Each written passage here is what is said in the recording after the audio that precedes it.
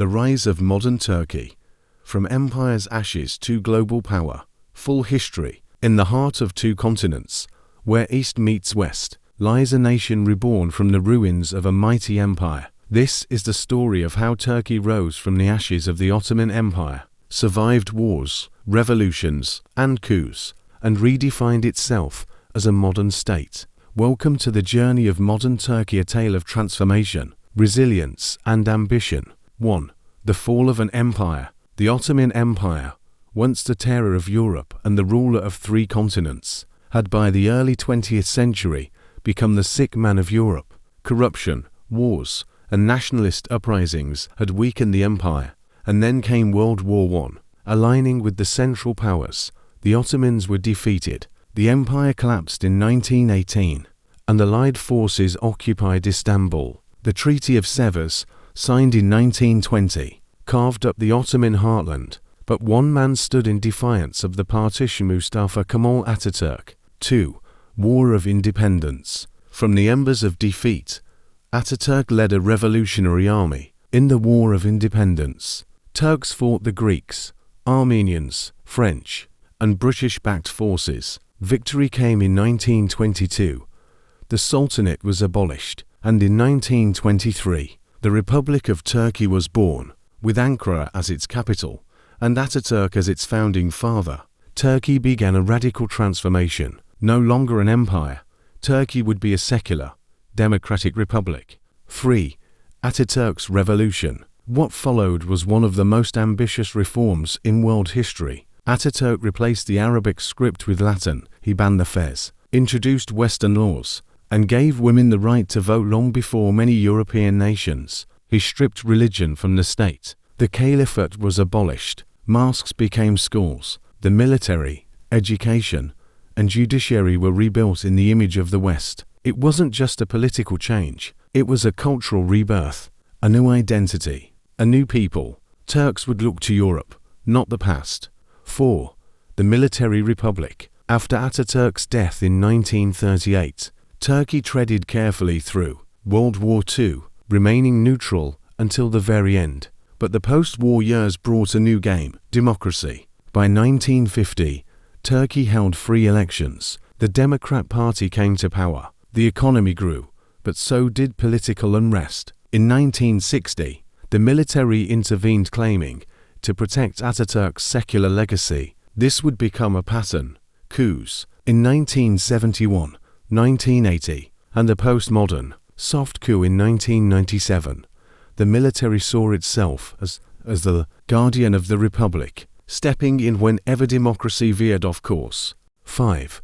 The Kurdish issue and internal struggles. But modern Turkey was far from stable. Ethnic tensions boiled. The Kurdish minority, denied language and identity rights, resisted. In 1984, the PKK Kurdistan Workers' Party began a guerrilla war. Tens of thousands died over decades. Turkey declared martial law in the southeast. Cities were destroyed, civilians displaced. The Kurdish question remains one of Turkey's deepest wounds. At the same time, political Islam began to rise, clashing with the secular elite. Turkey stood at a crossroads between tradition and reform, east and west. 6.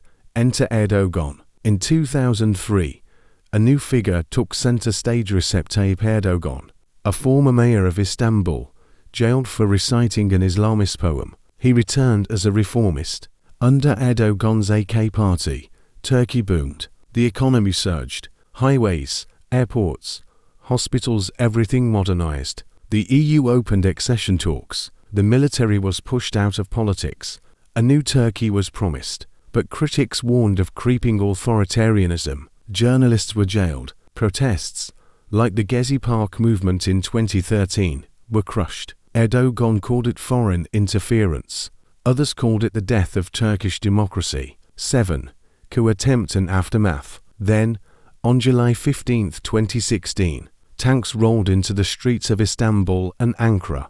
A faction within the military tried to overthrow Erdogan, but the people flooded the streets. The coup failed. In its wake, tens of thousands were arrested: teachers, judges, officers, even pilots. Erdogan blamed the cleric Fethullah Gulen, In exile in the US, a massive purge began. Emergency rule followed. In 2018, Erdogan transformed the parliamentary system into a presidential one, consolidating power like never before. Supporters hailed it as necessary. Critics called it a slide into autocracy. 8.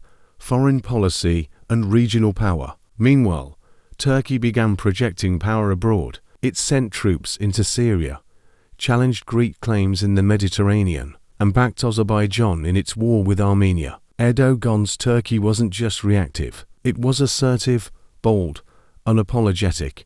From Libya to the Caucasus, Turkey positioned itself as a regional force, no longer waiting for Europe's approval. Yet ties with NATO allies frayed, especially with the US and the EU. Dance began between cooperation and confrontation. 9. Modern challenges. Today, Turkey faces a new set of challenges. Inflation, unemployment, and the depreciating lira shake the economy. Earthquakes test its infrastructure. Refugees from Syria and Afghanistan strain its social fabric. Yet the country continues to evolve. A young, tech-savvy population, a rising defense industry, global ambitions in space, drones, and diplomacy. The battle between secularism and political Islam still simmers. So does the question of freedom versus control, democracy versus stability, East versus West, from sultans to presidents, from caliphs to parliaments, from battles to ballots. Turkey's journey has been anything but ordinary. It is a nation in motion, a story still being written. Modern Turkey is a mosaic of tradition and reform, of conflict and progress. It is a republic built on ruins, determined to define its own path. Today, Turkey stands at a crossroads. Inflation has gripped the economy, the lira sinks, and the youth seek futures elsewhere. Millions of Syrian refugees test the limits of public patience. Earthquakes in 2023 shook more than buildings, they shook faith in leadership.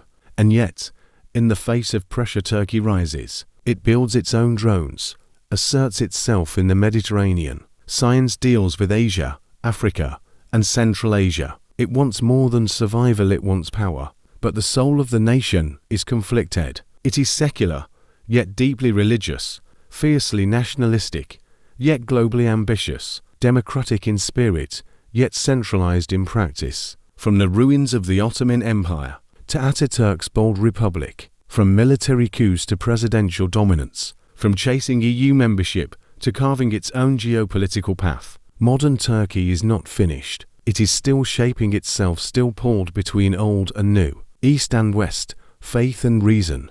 One truth echoes above all: Turkey will not be ignored, because its story is still being written.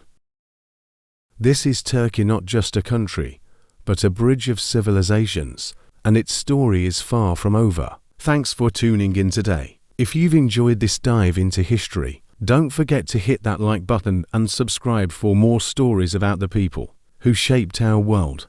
Until next time, keep questioning and stay curious.